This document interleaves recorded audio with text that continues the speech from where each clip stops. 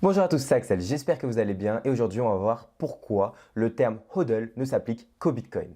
Donc on verra pourquoi les altcoins tendent vers 0 Bitcoin et on verra donc qu'il est invraisemblable de dire HODL à tout bout de champ pour n'importe quel altcoin. On va s'intéresser au passé et on va en tirer des conclusions et on verra que seul un seul altcoin, une seule crypto-monnaie a réussi à battre le Bitcoin sur deux bullruns différents.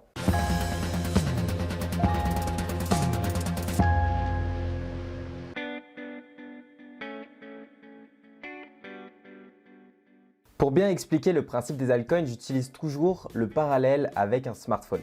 Donc un smartphone, lorsque les smartphones sont arrivés, les smartphones ont apporté une technologie. Sur cette technologie, ont pu se développer des applications. Ces applications, donc, elles n'avaient pas à recréer la technologie du smartphone, elles pouvaient simplement se spécialiser dans la valeur ajoutée qu'elles voulaient créer et ainsi se développer donc, sur cette technologie et toucher énormément de personnes sur cette planète.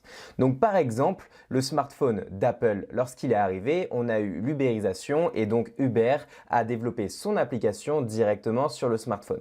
Maintenant, une blockchain, le parallèle peut être exactement similaire, étant donné qu'une blockchain, elle apporte une technologie difficile à reproduire et les applications vont tout simplement apporter leur valeur ajoutée, se développer sur cette blockchain et donc apporter leur application cette fois-ci décentralisée et donc apporter uniquement leur valeur ajoutée sur la blockchain.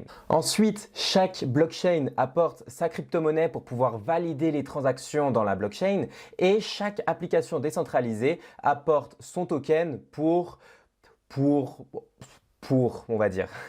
Bon, pour être un peu sérieux, pour apporter une sorte de gouvernance décentralisée ou une sorte d'utilité à leur token. Mais bon, on peut très bien se dire qu'ils pourraient passer par un autre token. Ils n'auraient pas forcément besoin systématiquement d'ajouter un nouveau token. On sait très bien qu'ils veulent également reproduire une ascension de cours fulgurante.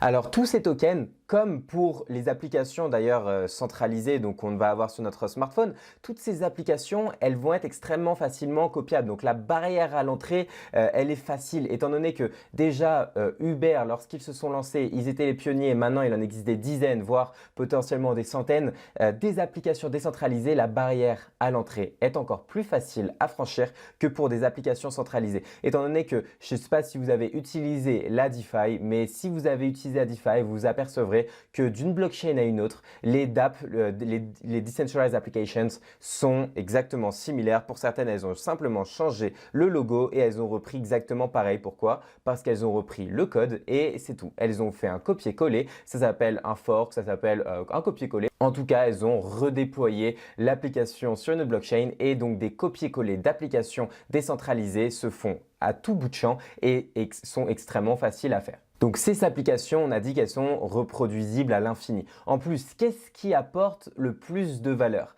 Est-ce que c'est l'application, donc mettons Uber, ou le smartphone, la technologie, donc mettons Apple? Bien sûr, c'est Apple qui apporte la plus grande valorisation, qui a la plus grande valorisation. Donc c'est la technologie et non l'application.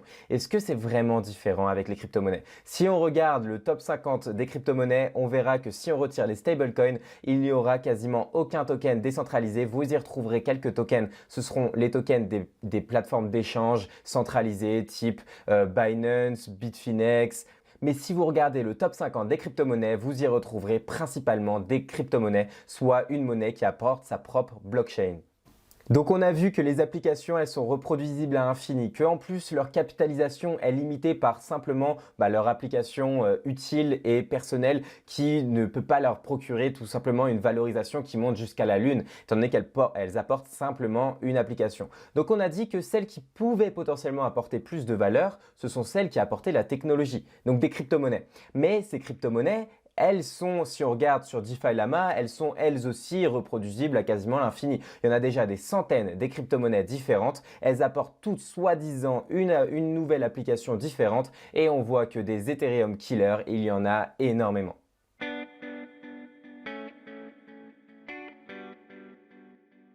Donc on a maintenant compris la différence entre les altcoins, c'est-à-dire un altcoin c'est tout ce qui n'est pas le Bitcoin et parmi ces altcoins il y a deux grands types. Il y a les crypto-monnaies qui apportent leur propre blockchain, donc la technologie, et les tokens, donc ce sont des applications qui apportent juste leur token d'utilité et qui utilisent une blockchain tierce. Et donc on a vu leurs limites.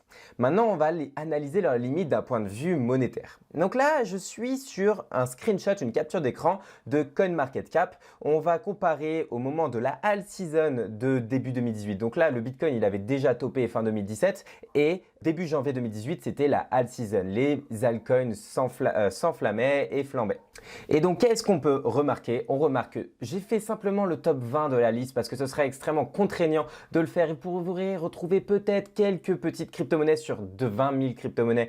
Vous pourrez peut-être retrouver, je dis ça sans même en être sûr, quelques crypto-monnaies qui ont une valeur supérieure maintenant par rapport au 7 janvier 2018 parmi celles qui existaient, j'en suis même pas sûr, mais on peut voir que rien que parmi le top 20, on voit que seul le Bitcoin a une valeur supérieure comparée à l'USD actuellement comparé au 7 janvier 2018. Et là, tu me diras, ok, mais tu es en train de comparer une alt season de 2018 avec un bear market de 2022. Ok, j'ai quelque chose pour toi. Le XRP, j'étais là en 2018, en 2017, tout le monde disait à quel point le XRP, ça allait être une révolution. Mais moi, je commençais à y croire tellement les plus grands en parlaient. Le XRP n'a jamais réatteint son ATH de 2017. Ensuite, le Bitcoin Cash, il y avait une énorme disparité entre la communauté et beaucoup disaient que le Bitcoin Cash allait être le futur Bitcoin. Bon, c'est des conneries, mais le Bitcoin Cash, on voit qu'une nouvelle fois, il n'a jamais atteint son ATH de 2017. Si on regarde le Dash, qui était soi-disant le prochain Bitcoin également, il n'a jamais réatteint son ATH comparé à l'USD qu'il avait atteint en 2017. Si on regarde le Tron ou encore le Neo, on en entendait parler de partout. C'était soi-disant le prochain Ethereum, le Ethereum chinois, il est beaucoup mieux. Au final, le Neo, il est tombé dans les dans le néant. Donc, parmi les altcoins, ceux qui ont topé et ceux qui ont atteint un ATH en 2021, sois sûr que la majorité d'entre eux ne retrouveront jamais leur valeur qu'il a eue. Donc parmi les altcoins, ceux qui disent hodl à tout prix en parlant des altcoins, selon moi, ils ont totalement tort. Et si on regarde tout simplement le classement actuel donc des crypto-monnaies, personnellement j'ai mis en exemple à droite le Solana. Le Solana, il y a de grandes chances pour qu'il ne retrouve jamais les 260 $ qu'il avait atteint. Peut-être que oui, peut-être que, mais en tout cas les probabilités sont pour que le Solana ne retrouve jamais le sommet qu'il avait touché. Pourquoi les probabilités? Parce que la majorité des altcoins ne retombent jamais à leur ancien ATH qu'ils avaient eu au bull run précédent. Maintenant, tu vas bien sûr me dire, mais sur cette liste, il y en a qui ont dépassé leur ATH. Eh bien, bien sûr, mais j'ai une réponse à te donner à ça. Mais avant ça, n'oublie pas de liker cette vidéo. Ce que je suis en train de faire comme vidéo, d'habitude, je les vends dans mes formations, dans mes coachings privés. Enfin, c'est une infime partie de ce que je vends dans mes formations, mais ça en fait partie. Donc, n'hésite pas à m'encourager avec un pouce bleu, potentiellement un partage et un abonnement si tu n'es pas encore abonné.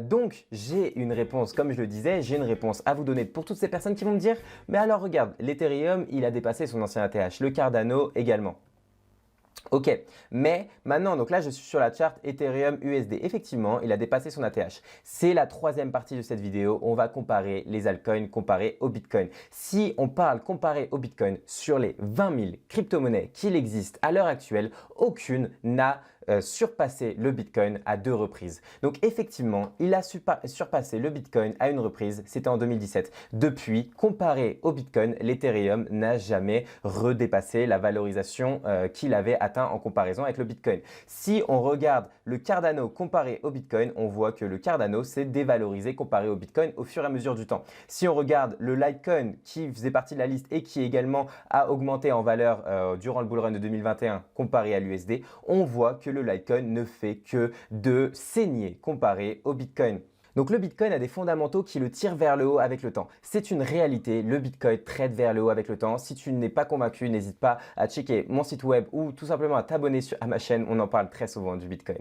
Et donc le Bitcoin a des fondamentaux qui le tirent vers le haut avec le temps. Ce n'est pas une réalité absolue pour les altcoins. Certains altcoins tradent majoritairement et surpassent le Bitcoin, mais historiquement, ça n'a été que momentané et ils n'ont jamais surpassé le Bitcoin à 2 reprises. Donc lorsqu'ils surpasse le Bitcoin une fois, ce n'est pas une réalité pour le bull run ou les bull runs suivants. Donc tu me diras, Axel, mais tu as promu certains altcoins à plusieurs reprises. Effectivement, personnellement, j'ai autant de Bitcoin parce que j'ai investi dans des altcoins qui ont surpassé le Bitcoin à certaines reprises et je les vends au bon moment et je les convertis en Bitcoin. Donc j'utilise les altcoins pour détenir plus de Bitcoin, mais j'utilise les altcoins au court terme. Je n'investis dans… Si là tu me dis quel altcoin tu détiendrais sur 10 ans, je te dirais aucun. Je n'investis que dans le Bitcoin sur une longue durée. Et donc, je t'ai dit en introduction, un seul altcoin a surpassé le Bitcoin à 2 reprises et tu l'as mérité, je te le donne, c'est le Dogecoin. Le Dogecoin a battu en comparaison avec le Bitcoin, a surpassé le Bitcoin durant le bull run de 2021. Mais pourquoi? Parce qu'au final, Elon Musk l'a pumpé. Et donc, Elon Musk est intervenu et a manuellement, on va dire, pumpé le Dogecoin. Est-ce qu'il aurait réellement battu le Bitcoin sans cette intervention, sans ce pump?